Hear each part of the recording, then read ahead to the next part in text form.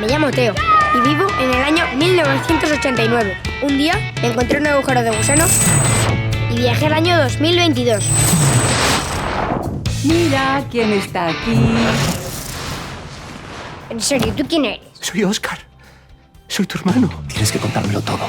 El agujero de gusano está ahí. Me esperas fuera, no hablas con nadie, no interactúas con nadie y sobre todo no te muevas del sitio. Aquí. ¿Eres Elena?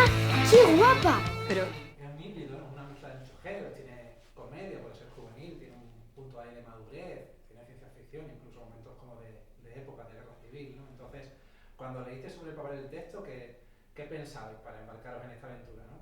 ¿Qué esperabais encontrar?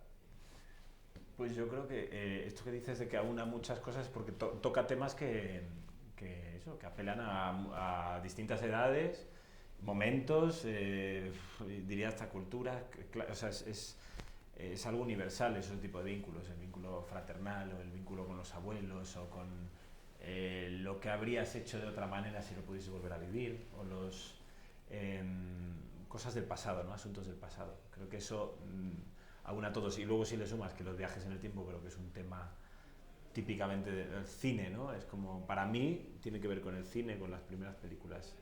Esa ciencia ficción que no diría que es una excusa, porque no es una excusa. En sí mismo creo que está muy bien, sino que además te ayuda a ver con distancia asuntos que son difíciles de tratar con ligereza, porque se queda como todo a veces muy literal y es dramático lo que le pasa a los personajes. Por lo menos al mío, a Óscar, es muy dramático esa ausencia, esa orfandad. Pero todo está contado con una mirada muy liviana, balsámica diría, y sorprendente. Creo que la peli sorprende. Juega con la expectativa también de lo que vas a ver.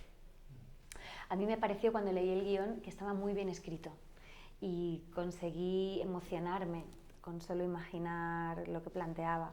Entonces, ¿cómo no? De repente no es nada fácil, ¿no? Encontrar efectivamente una peli que te recuerda a un género con el que has crecido y que está tan bien escrita.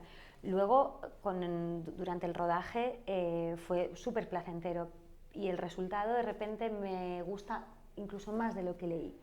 Entonces me alegro mucho de haber confiado en mi intuición. Qué guay.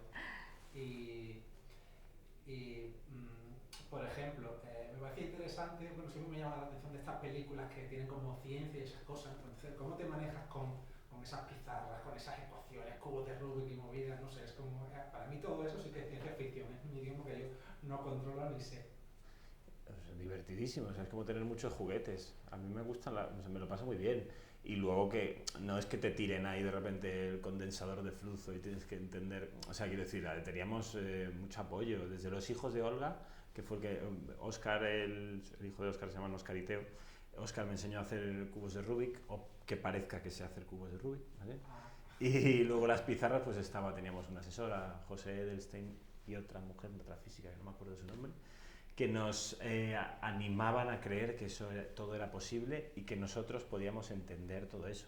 Para mí es un mundo, pero también... Un lenguaje, ¿no? Claro, de es repente... un lenguaje distinto, es como la música, dices, pues el cerebro parece como que se coloca de otra manera y te ayuda también a hacer imaginar otra cosa, ¿no? No es lo mismo parecer un físico con las pintas de siempre que en ese espacio, con esas cosas que fueron surgiendo en los ensayos. Muy divertido, muy divertido. Es que claro, puedes pecar de parecer un idiota, porque como hablas de cosas que no manejas...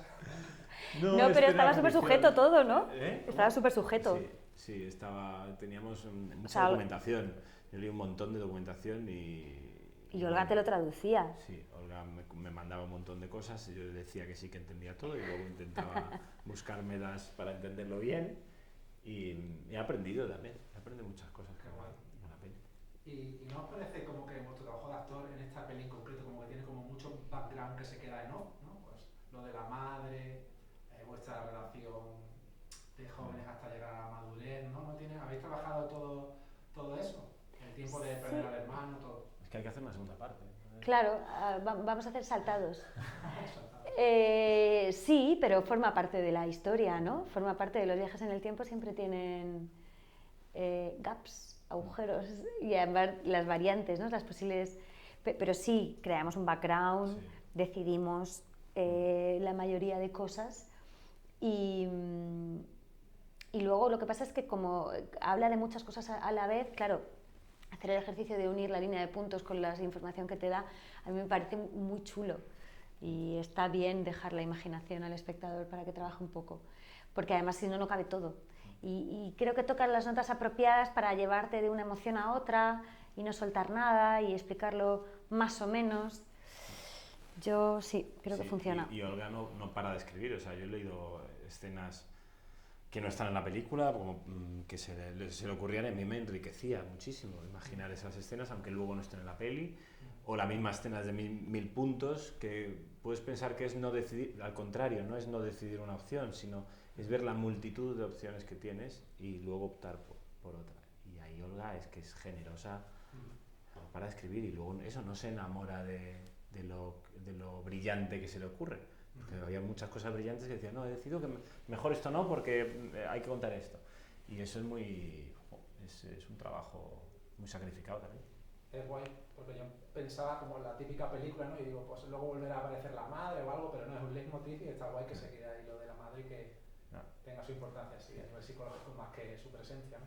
Sí, es la madre McGuffin. Sí, exacto, sí. Que no sé si es hacer spoiler o no, pero bueno. Sí. Y luego os voy a hacer, a ver, la pregunta por la cual me pagan, ¿vale? Es la pregunta que yo me he trabajado más. ¿Saltaríais en un agujero de gusano? La vida real. ¿Sin saber a dónde te lleva o sabiendo dónde vas? Sin saber dónde vas. Depende del momento, de la compañía. Sí, depende de que sí, depende de con quién y depende de cuándo. Pero en principio, sí. Sí, yo digo que sí también porque además es la metáfora de la peli, es decir, Salta. abrirte a lo desconocido, ¿sabes? Enamórate, Claro, juega, o sepárate, vive, o, ¿sabes? Haz las cosas. atrévete, confía. Sí, es una peli que invita a la acción también. Sí. Y ahora ya la poética, ¿vale? La pregunta poética, y es, ¿para vosotros la interpretación también es un salto por una agujero? Un salto al vacío. Sí, completamente sí. Uno sabe desde dónde va, pero no a dónde llega. Yo lo vivo casi como un terreno de seguridad. Es decir, supongo que porque yo era muy miedoso de pequeño, digo, pensando también en la peli, que pensaba con 11 años como era, yo era muy miedoso.